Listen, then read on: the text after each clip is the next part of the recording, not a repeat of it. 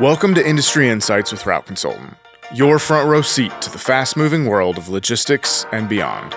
Each week, we bring you game-changing insights, real-world strategies, and fresh perspectives to fuel smarter investments and build stronger businesses.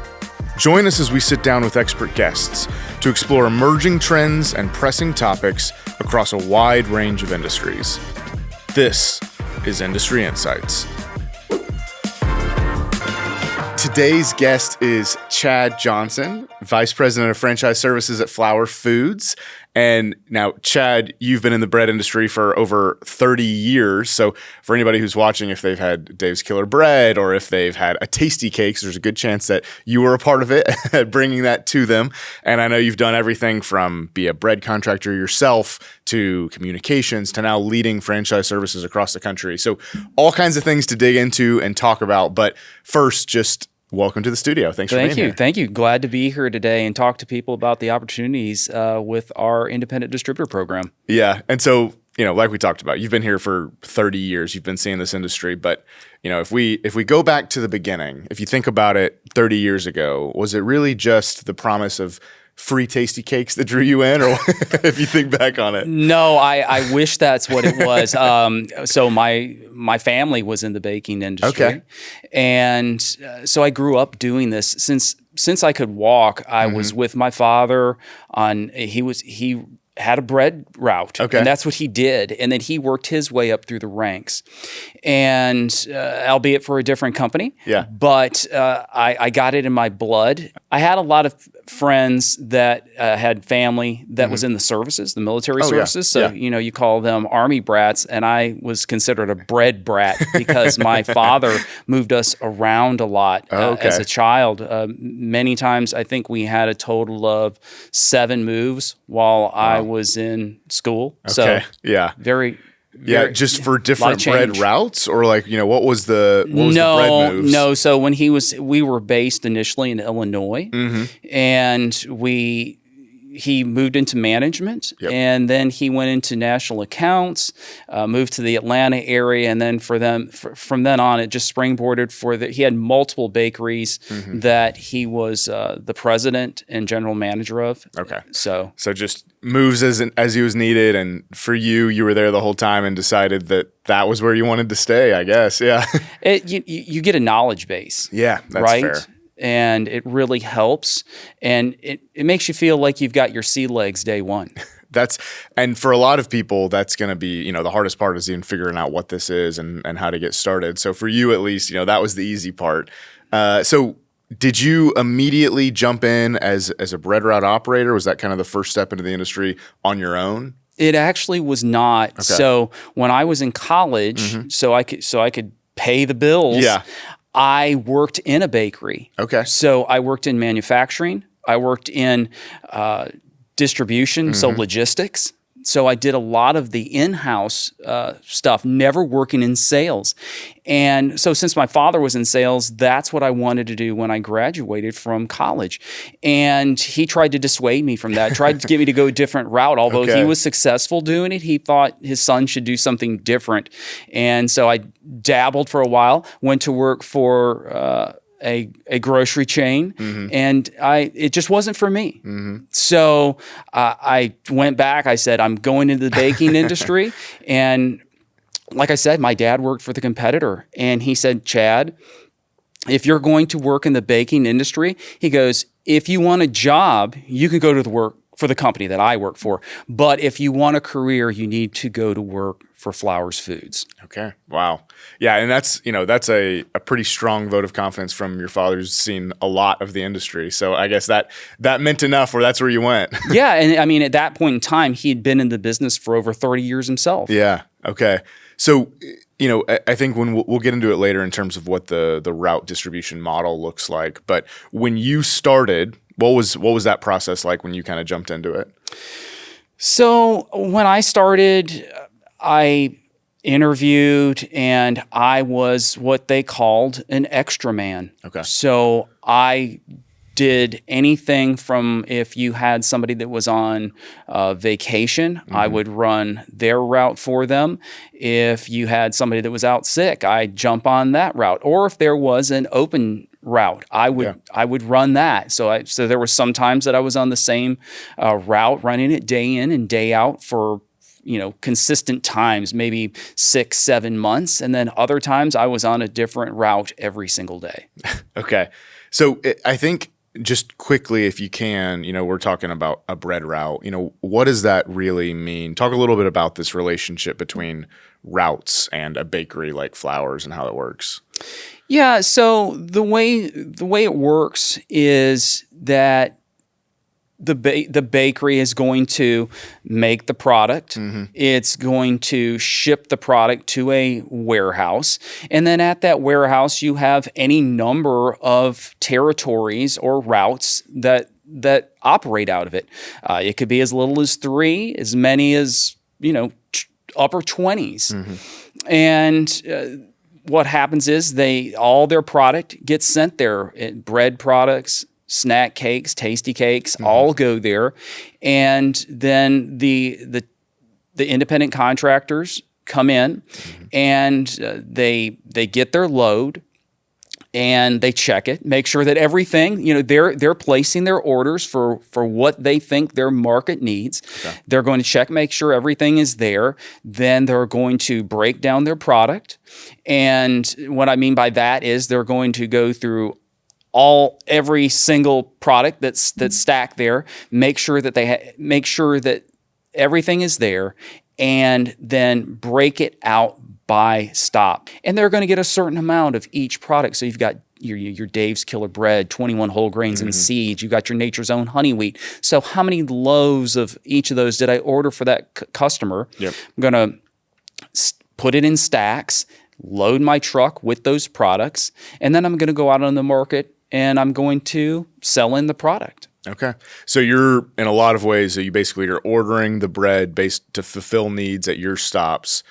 Flowers bakes the bread, takes it to a distribution center, and you as the independent distributor pick up that bread and take it to the stops in your territory and just deliver it each day, basically. Well, yes, and I would adjust the nomenclature just a little bit. Yeah. In that they're not delivering it, they're selling it, right? Okay. So they're not delivery drivers, they're salespeople. They own their own business. Yeah. They're going to go in there when they may have made an order. And when they get to that store, maybe things have changed. Maybe there was some type of party at a business, and they needed a lot of buns, and they get there and they've sold off a lot more than they usually do. So then they have to go out, readjust, maybe cutting a little bit here or a little bit there from other customers, and then adjusting their order later in the week to catch back up and make sure that they have ample product for all their customers. Yeah, that definitely makes sense, that it's not just a purely, fulfillment job. You are really running a business where you're trying to keep up with demand and adjust your orders and really applying the context and your know-how of that territory to make sure that you're keeping up with stock. Yeah, absolutely. Okay, that makes sense. So when you started, you were the extra man, the fill-in guy. Was it something where you immediately, was there kind of some kind of learning process where then you graduated to running your own route? What was the process there for you? So what happened was you get paired up with somebody that's going to train you, and I was trained by independent distributor, spent roughly 8 weeks with them. So, and I had some prior knowledge, but there's a handheld computer where you take care of all of your sales to your customers. You're counting your carryover. You're removing the stale product, and there was a bit of a learning curve there, and then you're also going to watch that trainer and see how they interact with the customers. So you're going to learn that as well. You have to know how to talk to those store managers and develop that relationship,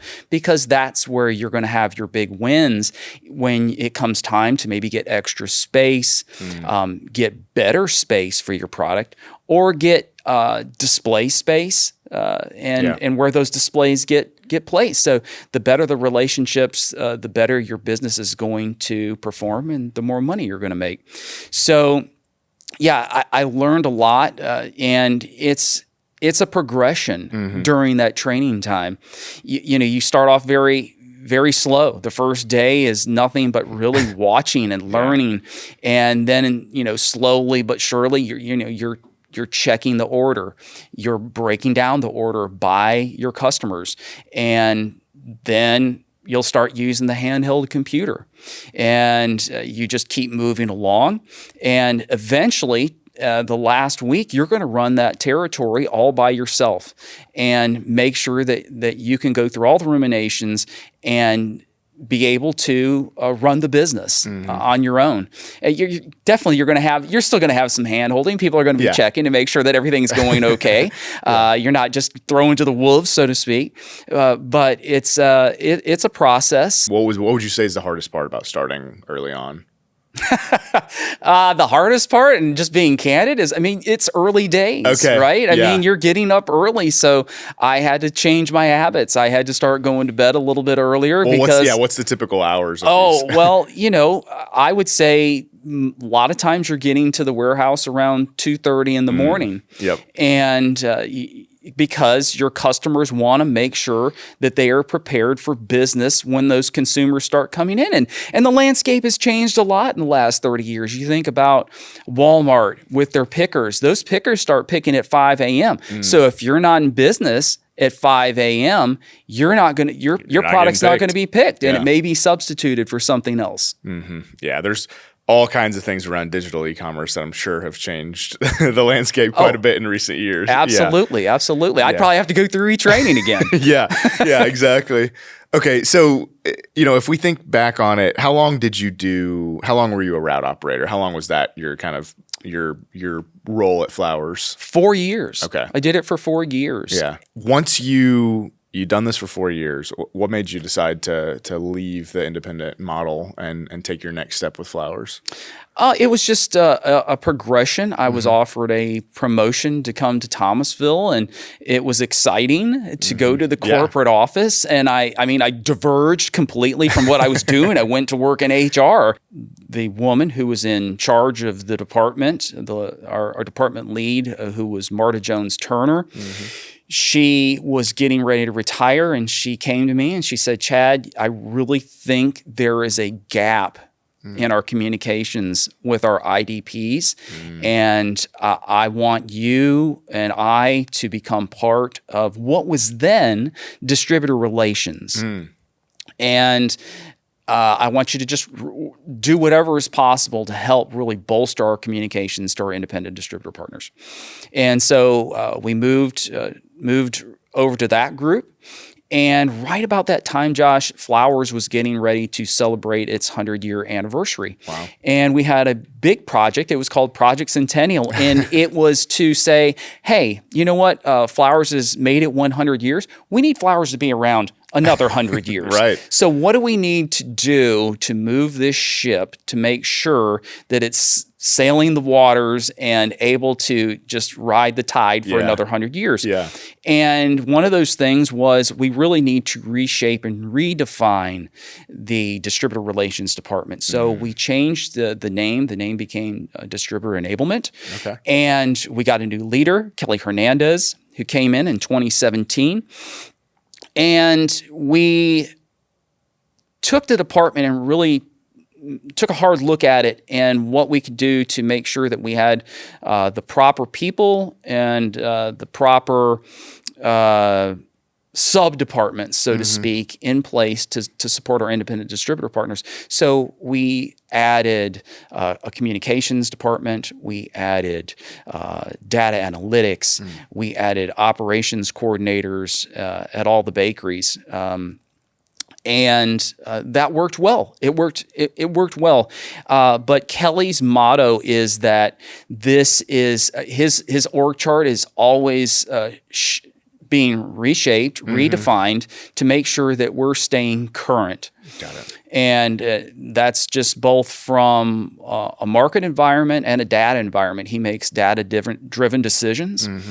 In 2023, we became sales enablement because we realized that we were not just supporting and enabling our independent distributor partners. We were also there to support our sales department. Matter of fact, we got our skates out in front of us sometimes where we were communicating to our independent distributor partners and giving them information that our sales department didn't have, which isn't a good thing, right? Yeah, because yeah. when you have an independent distributor that comes up, starts talking to the sales department and knows something that they don't, it's not a good look. Yeah, never a good look, yeah. No.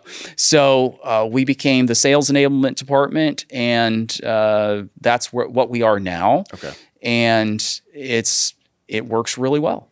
Yeah, so kind of creating one cohesive unit. I mean, it's, yes, some are independent contractors, independent distributors, some are, internal flower sales, but the more you can create unity in both the people who are selling to brands and the distributors that are selling, like you said, to stores, and create that unity of vision and cohesiveness of, what makes the product work. I think that makes sense as an overall organization kind of goal and role. Yeah, absolutely. Absolutely. You have to make sure that you're giving the people the tools and the information to be successful. Because at the end of the day, one of the biggest tools is communications. Because without communications, people feel a lack of respect when they're not communicated with. And when there's a lack of communication, I like to say that no communication, people make up their own, and 95% of the time, it's negative. Yeah, it's when all the problems fester. It's when, you just assume the worst of everything. Yeah, exactly. The sky is falling, right? Yeah, I mean, we always. do it. Oh, I haven't heard from this. This person's supposed to show up at my house, and they're not here. Yeah, 5 minutes late, they're not coming. Yeah, exactly. But they didn't call me. If you call ahead, then it's fine. Yeah. It's all it takes, right? Just a little communication. Yeah, so how would you say kind of what's the view of the independent distributors today? You call them salespeople. If you were to kind of encapsulate how Flowers thinks of those today, what would you say? What Flowers thinks of the independent distributors? Yeah. I mean, at the end of the day, our independent distributors are truly our number one customer. They account for roughly 83% of our sales. So they are buying the product from us, and then they take it to market and sell it to the customers. Okay. And so you have to be there to support those independent distributors. It's ultra important. You have to, give them the proper respect and the proper support so that they're successful. Yeah. Yeah. And I think there's a lot to be said just in the fact that that's a realization on Flowers' part. So Chad, you've seen, every phase of Flowers over these last 30 years, and you've been there from literally, you've seen the bakery level, and you've seen routes, you've seen communications, and now at the franchise level. If you're to think back on your career and what keeps you at Flowers today, what's the motivating factor every day that still keeps you excited for Tasty Cakes? Oh my gosh, it's the people. That's the first thing. The people that I get to work with day in and day out. We have such a great team on our sales enablement department. It's a camaraderie. Our overarching motto is we're going to work hard, but we're going to have some fun while we're doing it. Yeah. And then it's also dealing with our independent distributors, and there's no greater feeling than being able to help somebody be successful. And that's what our team is there to do, is to support them, whether it's from communications or data or developing new products to meet market demands. And it gives you a sense of fulfillment at the end of the day. When I walk away from my desk, no matter what time it is, I feel fulfilled, and it's a good feeling to know that you're helping people. Yeah, I think in a lot of ways, that's always what I come back to as well, is when you help someone enter the space or be successful as an entrepreneur, which is one of the hardest things you can do in this economy or in this life, is start a small business and be successful. But when you really help them and you see the journey they're on and the generational wealth that they can build, I think there's almost nothing like it, and really seeing that success. Yeah. It's truly awesome. Yeah. Perfect. Well, Chad, it was a pleasure to kind of hear your whole journey and hear how Flowers has changed over time and how you've grown with it. The last question I have often for my guests here is I'll give you a choice, or you can answer both. What is your favorite movie, TV show, or book? I'll give you 3 options that you're reading or watching right now. So my favorite show would have to be 1923. Okay, is that the Stephen King one, or no? This is the Yellowstone prequel. Yeah, that's the Yellowstone prequel. Yeah. But funny you should bring up. You brought up Stephen King. Yeah. That's one of my favorite authors, and I have a cadre of his books on my bookshelf. I do too. Stephen King's my grandfather has every Stephen King book ever.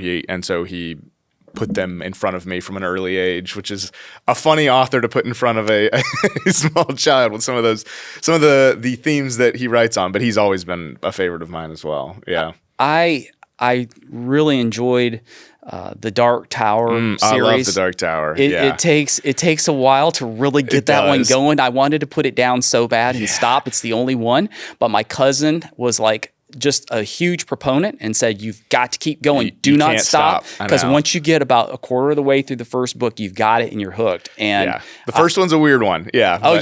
Yeah. Because you've got a whole, it's like you're learning a different language. Yeah.